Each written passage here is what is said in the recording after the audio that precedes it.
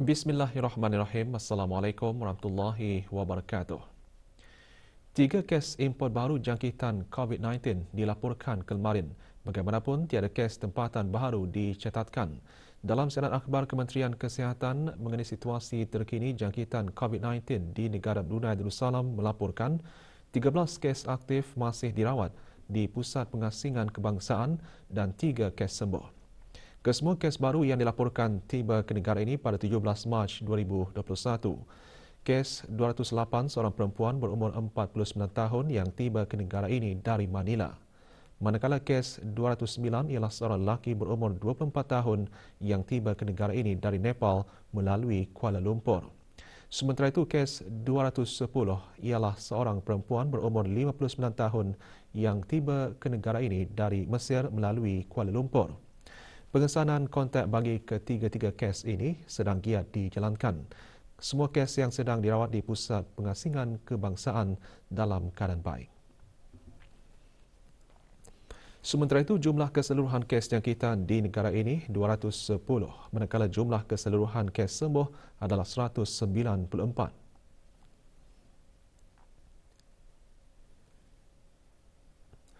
Kes terakhir jangkitan tempatan COVID-19 dilaporkan pada 6 Mei 2020, manakala jumlah kes import sejak kes jangkitan terakhir tempatan dilaporkan sebanyak 69 kes. 571 orang sedang menjalani pengasingan diri mandatori. 15,700 orang menamatkan pengasingan diri mandatori sejak Mac 2020.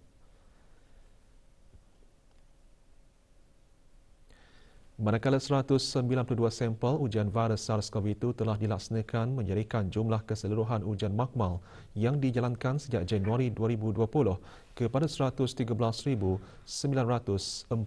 ujian. Maklumat lanjut dan perkembangan terkini, layari laman sesawang Kementerian Kesihatan dan talian Kesihatan 148.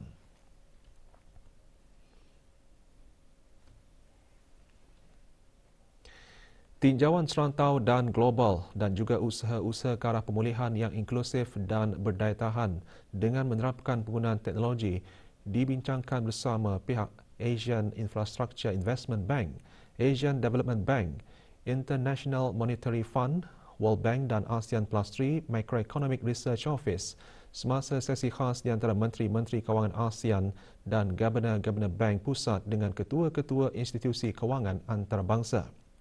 Mesyuarat Menteri-Menteri Kewangan dan Governor-Governor Bank Pusat ASEAN ke-7, Mesyuarat Menteri-Menteri Kewangan dan Governor-Governor Bank Pusat ASEAN bersama dengan ketua-ketua institusi kewangan antarabangsa dan Mesyuarat Menteri-Menteri Kewangan ASEAN ke-25 telah diadakan melalui persidangan virtual.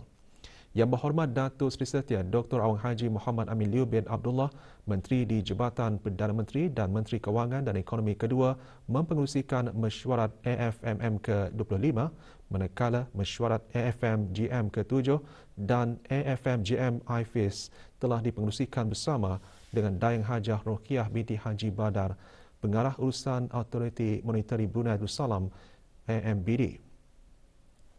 Semasa mesyuarat AFM-GM ke-7 dan mesyuarat AFGM IFIS negara Brunei Darussalam telah diwakili oleh Datuk Seri Paduka Awang Haji Ahmaddin bin Haji Abdul Rahman, Timbalan Menteri Kewangan dan Ekonomi Fiskal, dan Dayang Hajah Norafidah binti Sulaiman, Timbalan Pengarah Urusan AMBD.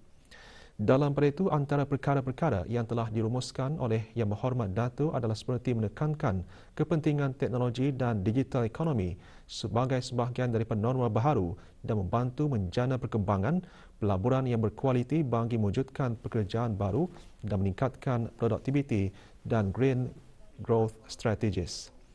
Mesyuarat mengambil maklum dan menyambut baik perkembangan yang telah dilaporkan oleh pelbagai kumpulan-kumpulan kerja mengenai isu-isu di bawah bidang tugas AFMM seperti infrastructure financing, cooperation in insurance matters, ASEAN Disaster Risk Financing and Insurance, cooperation in customs, anti-money laundering and counter-terrorist financing, ASEAN Forum on Taxation dan ASEAN Capital Market Forum.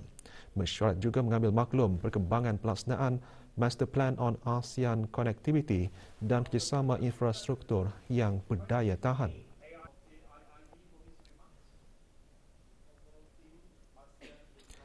Mesyuarat bincangkan perkembangan dan kemajuan kumpulan-kumpulan kerja di bawah Roadmap for Monetary and Financial Integration of ASEAN yang mana menunjukkan perkembangan yang menggalakkan.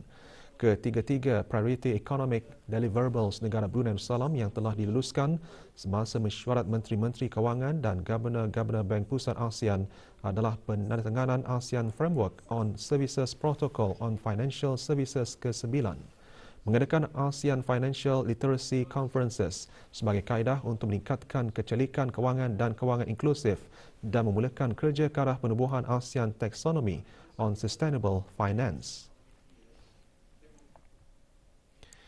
Impak pandemik COVID-19 telah mengajar ASEAN untuk menjadi lebih bersedia. Justru pengutamaan merupakan kunci utama dalam memberikan fokus kepada usaha ASEAN menuju perpaduan yang berdaya tahan bagi memastikan kebajikan masyarakat ASEAN diberi perhatian dalam membangun sebuah komuniti ASEAN. Setiausaha Tetap Kemasyarakatan dan Kebudayaan Kementerian Kebudayaan Belia dan Sukan selaku pengerusi SOCA menyentuh perkara tersebut semasa mesyuarat ke-30 Pegawai Kanan Majlis Komuniti Sosial Budaya ASEAN SOCA menerusi persidangan video. Daeng Hajah Nur Ashikin binti Haji Johari menyeru ketua-ketua SOCA dan Sekretariat ASEAN untuk meneliti bagaimana menyatukan serta memperkukuhkan usaha-usaha ASEAN termasuklah memperbaharui komitmen-komitmen sebelum ini melalui pelaksanaan antara tunggak dan antara sektor yang lebih kukuh. Dalam masa yang sama memberikan jaminan kepada rakan-rakan ASEAN bahawa ASEAN merupakan sebuah pertubuhan yang mampan dan berdaya tahan. Mesyuarat ke-30 SOCA diadakan sebagai persediaan kepada mesyuarat ke-25 Majlis Komuniti Sosial Budaya ASEAN yang akan diadakan pada 31 Mac 2021. Juga hadir Tuan Niat Utama Kong Fuak, Timbalan Setiausaha Agong ASEAN bagi Komuniti Sosial Budaya ASEAN ASCC. Mesyuarat ke-31 SOCA dijadualkan diadakan pada September ini.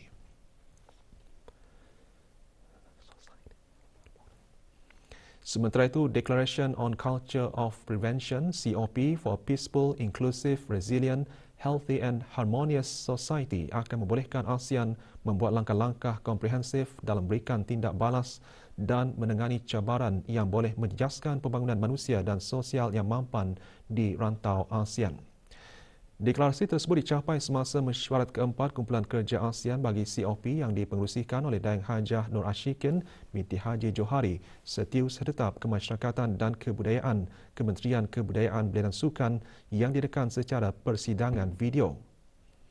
Dalam siaran akhbar, Kementerian Kebudayaan Belia dan Sukan menjelaskan mesyuarat tersebut menggariskan rancangan dan keutamaan-keutamaan ke arah menggerakkan pelaksanaan COP dengan mengenal pasti tindakan-tindakan yang berpotensi serta meningkatkan kerjasama antara sektor bagi kesinambungan pelaksanaan projek-projek dan inisiatif-inisiatif dasar COP.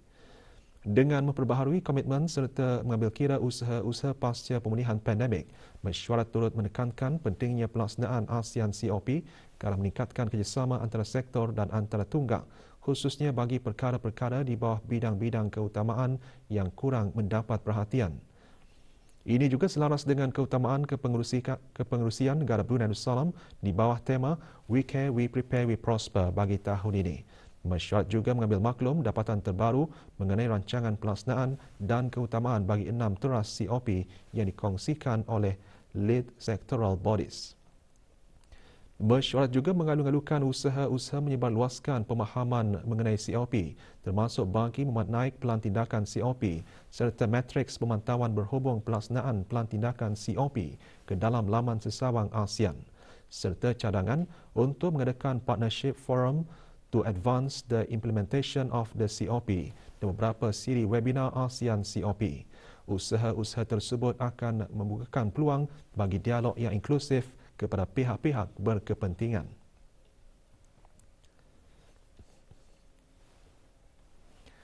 Kembali selepas ini, teruskan bersama Berita Pagi.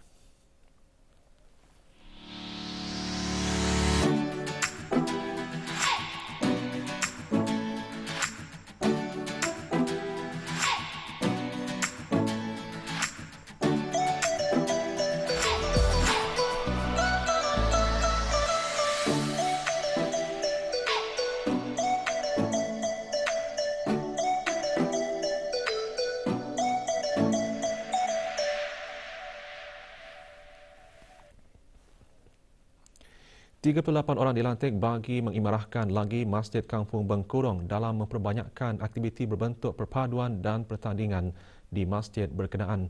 Majlis penyampaian surat lantikan ahli jawatankuasa takmir masjid bagi sesi 2021-2022 dan penyampaian sijil penghargaan ahli jawatankuasa takmir masjid sesi 2019-2020 bagi Masjid Kampung Bengkurong diadakan malam tadi. Penyampaian surat lantikan dan sijil penghargaan disempurnakan oleh Yang Berhormat Datuk Seri Setia Jurutera Awang Haji Suhaimi bin Haji Ghaffar, Menteri Pembangunan. Sementara 39 orang ahli jawatankuasa takmir masjid bagi sesi 2019-2020 menerima sijil penghargaan mereka.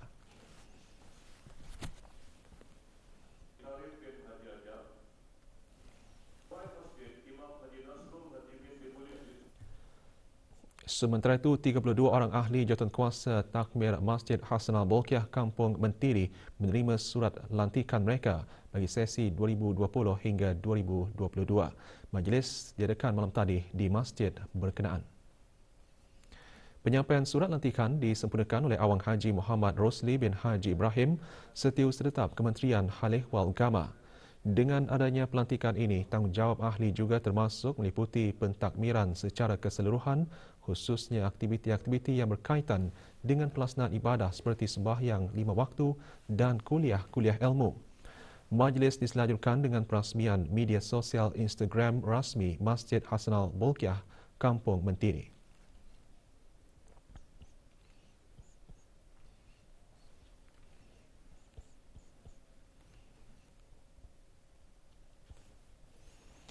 62 orang graduan di bawah skim biasiswa Kerajaan ke bawah Duli Maha Mulia Paduka Seri Baginda Sultan dan Di-Pertuan Negara Brunei Darussalam ke luar negeri dan skim bantuan pinjaman pendidikan yang mendapat kelas pertama dalam pengajian mereka pada tahun 2019-2020 diraikan dalam Majlis Anugerah Graduan Cemerlang.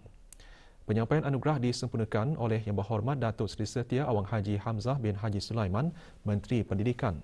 Majlis antara lain bertujuan memberi pengiktirafan dan penghargaan terhadap usaha para graduan dalam mencapai kelulusan cemerlang. Di samping itu, ia juga boleh dijadikan sebagai satu inspirasi dan galakan untuk lebih bersemangat dalam meraih kejayaan. Juga hadir Datin Seri Paduka Dr. Hajah Romaizah binti Haji Muhammad Saleh, Timbalan Menteri Pendidikan.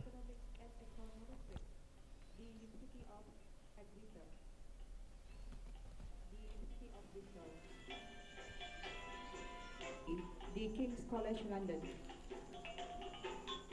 Of course, my family jual macam rasa lebih bangga apa macam tu, and then macam ia membuat saya merasa apa yang saya belajar selama ini indah sia-sia lah, macam ada hasilnya lah.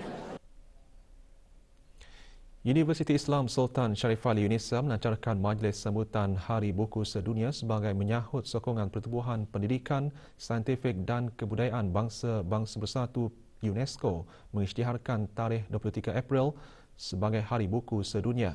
Majlis sambutan bertujuan memberi pendedahan kepada masyarakat sekitar mengenai Hari Buku dan hak cipta yang diiktiraf oleh Badan Antarabangsa. Perasmiannya disempurnakan oleh Dr. Haji Nur Arfan bin Haji Zainal, Rektor UNISA. Acara diselajurkan dengan pelancaran Kelab Bahasa Inggeris Empower UNISA. Terdahulu, Pengiran Dr. Hajah Nur Khairiah binti Pengiran Haji Hashim, Pemangku Pengarah Pusat Penyelidikan dan Penerbitan, selaku pengerusi bersama majlis dalam ucapan alu-aluan yang berkata sambutan diadakan lebih awal dari tarikh yang diisytiharkan oleh UNESCO bagi memfokuskan dalam melaksanakan ibadah puasa dan perkara-perkara berkebajikan.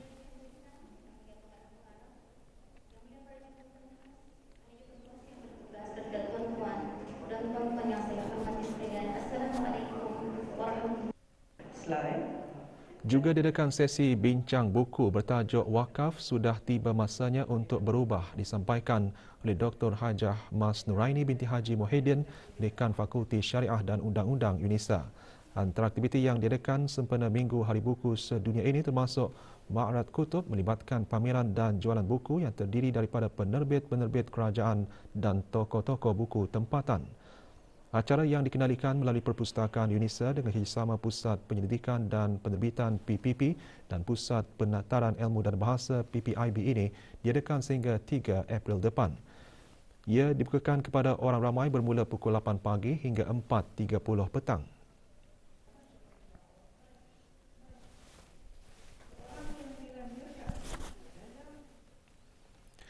30 buah keluarga mualaf bagi daerah Blyth menerima sumbangan berupa makanan asasi dalam majlis penyerahan projek Fathul Barakah 2.0.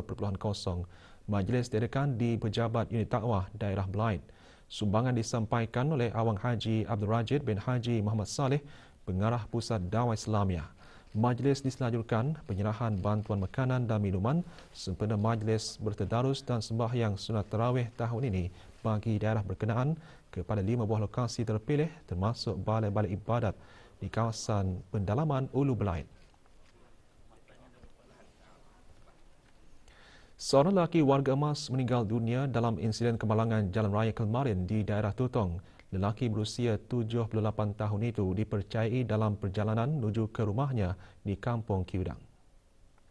Pasukan Polis Diraja Brunei dalam siaran akhbarnya menjelaskan Balai Polis Lamonien menerima panggilan kecemasan sekitar pukul 8.35 pagi menyatakan kemalangan 2 buah kenderaan berlaku di kawasan Jambatan Simut, Jalan Pat Nunok, Kampung Kiudang.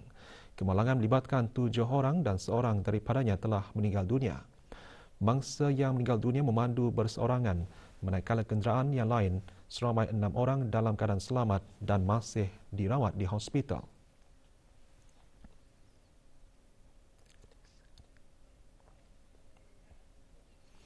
Satu produk ubat kesihatan dan 2 produk kosmetik didapati dicemari dengan bahan terlarang yang tidak diisytiharkan.